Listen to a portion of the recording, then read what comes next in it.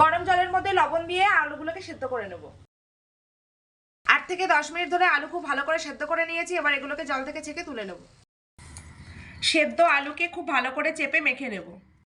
চটকানো আলুর মধ্যে সমস্ত উপকরণগুলো একে একে দিয়ে দেবো। এখানে দিয়ে দেবো কিছুটা পরিমাণে চিলি ফ্লেক্স, স্বাদ মতো লবণ, খুব সামান্য করে একটু হলুদ গুঁড়ো, এখানে ছোট ছোট করে কেটে রাখা পেঁয়াজ কুচি আর ছোট ছোট করে কেটে রাখা লঙ্কা কুচি, দিয়ে দেবো 1 চামচ মতো জিরে গুঁড়ো, এখানে দিয়ে দেবো হাফ বাটি কর্নফ্লাওয়ার।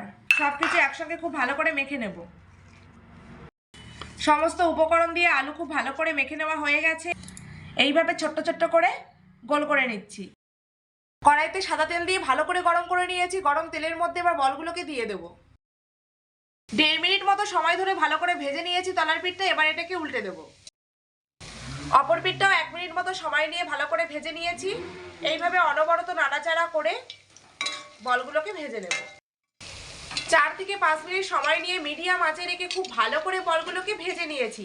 তো বল ভাজার রেসিপি আমার সম্পূর্ণ কমপ্লিট। দারুণ মুচমুচে এই বল ভাজার রেসিপি আপনাদের কেমন লাগলো তা অবশ্যই কমেন্ট করে জানাবেন বন্ধুরা। খেতে কিন্তু দারুণ লাগে।